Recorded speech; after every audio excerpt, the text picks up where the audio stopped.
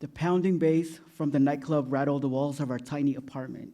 I could feel the thump of the 90s house music, infectious beat of Ace of Base filling the night air. The scent of fried chicken from the hotel restaurant drifted through the air, a taste of home I clung to. Life was simple.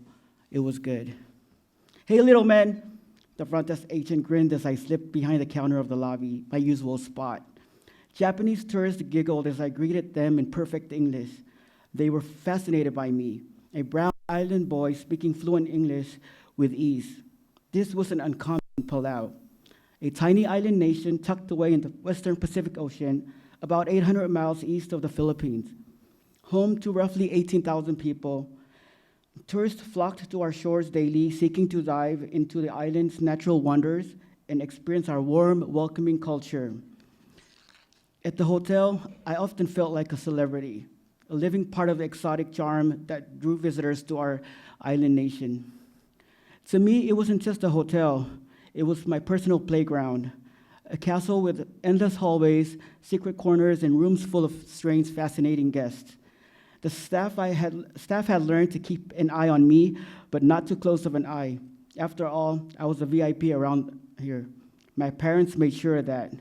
My dad was the head of security and bouncer at the hotel nightclub on the first floor of the building, a popular spot for the locals.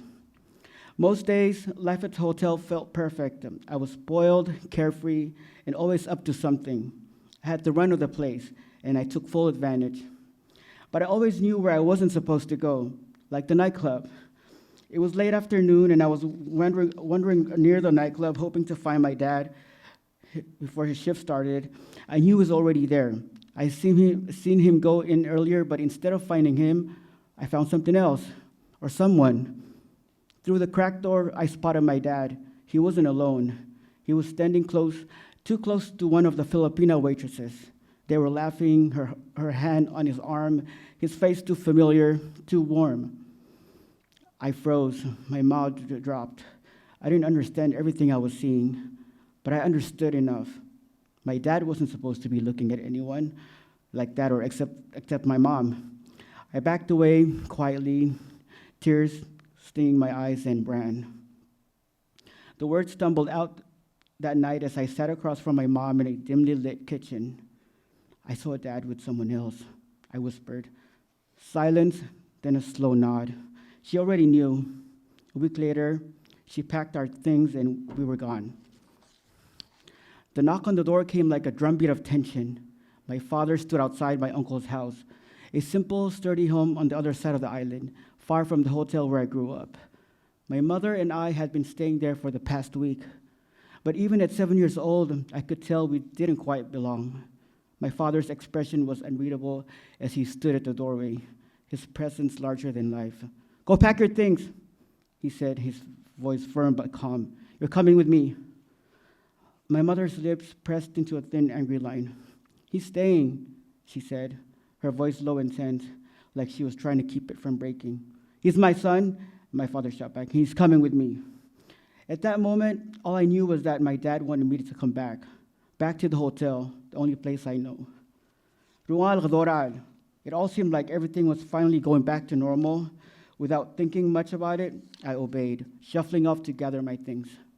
I don't even remember what I packed, just that I clutched my favorite blanket tightly on one hand, like it was the only thing anchoring me in all the chaos. I didn't realize back then how much it hurt my mom to watch me walk out that door. I didn't understand the depth of her pain or how hard she had fought through court battles and desperate pleas to keep me. My father knew how to keep me close, gifts and stories that cast her as a villain. Still, she never stopped fighting. When my dad finally let me go, it wasn't because he lost. It was because he already moved on. My relationship with my mom was never the same after that. Shame, guilt weighed heavily on me, like I had betrayed her. She never gave up, though. She kept reaching out as I grew older. Even though I never fully moved back with her, I kept in touch with her, even until she eventually remarried, but never had more children. Meanwhile, life with Dad felt like living in fast lane. He was always busy, never around, I had no choice but to grow up quickly. I began walking to and from school alone, managing my own homework, putting myself to bed without reminders or morning wake-ups. These small responsibilities quietly signaled a larger truth, that I was now navigating life on my own. Within a year, everything unraveled. He was arrested for smuggling drugs and sentenced to 5 years in prison. Life shattered into pieces. On weekdays, I stayed at the hotel with my new stepmom. Weekends were for moko with my grandparents. At first, I missed both my parents, but moko slowly became my new home.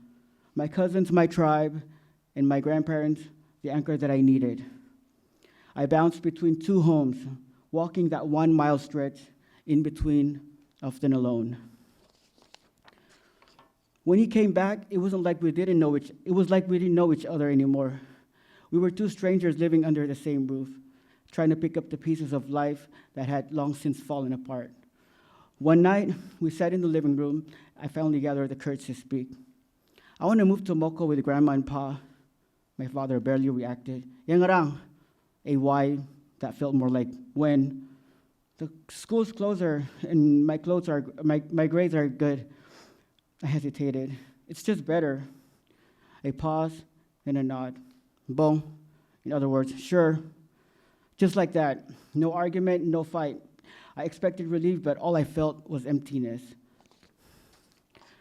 The summer air was thick with humidity and the scent of ripe papayas mingling with salty ocean breeze. I perched high on a papaya tree, my bare feet gripping the bark as I reached for the ripest fruit. Below, my younger cousins watched in awe. How do you do that? Keone called up, shielding his eyes from the sun. I smirked, plucking a golden orange papaya. Magic, I said, tossing it down. It landed right on the woven basket he's holding up. Even in a house filled with 11 cousins, I often felt invisible. But up in the trees, I was special. At Moko, I wasn't just another kid lost in the mix. I was the one who cooked the rice, the one who swept the floors, the one Grandma trusted to get things done. You're the only one that does it right, she said, her voice filled with unwavering certainty.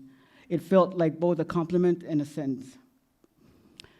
Growing up on the island in the 90s was in many ways the best time to be a kid. This was before cell phones and social media, when fun meant driving around the island, staying up all night, simply enjoying each other's company. Those moments were more than just entertainment. They were my escape from the chaos at home. One night, as we sat around the bonfire on the beach, my best friend Maka suddenly burst out. I'm tired of this shit. I want to go to the States. There's so much to do, so many places to see. What about you? I exhaled slowly, watching the embers glow beneath the driftwood. I've never really thought about it, I said. Though at that moment, something shifted. Her question planted a seed.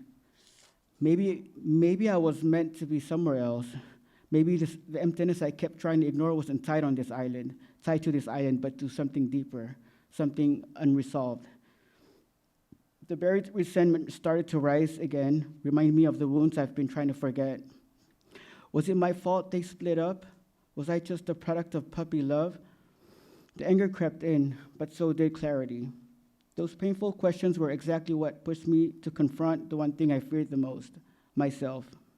And in that realization, I knew that if no one else would love me, then I had to start by loving myself first. Dad didn't make it past my junior year. His parents, my favorites, the ones who ultimately stepped in to raise me, were still alive to bury their son. In a way, I'm grateful he had the rare honor of being laid to rest by both of his parents, but I also carried a deep sadness that he's not there to witness the man I'm becoming, the very kind of man he once hoped to be. Marching down the aisle and hearing my name called for my diploma was more than a personal achievement. It was a milestone for my entire family. I was the first to graduate from high school, and at that moment, I felt like I was carrying more than just my own dreams. What made it even more meaningful was seeing my mom and my grandma standing together in the crowd, despite their differences and all the pain that came before they showed up, united for me. That day, I didn't just feel love, I saw it. I saw what it truly means to love and to be loved.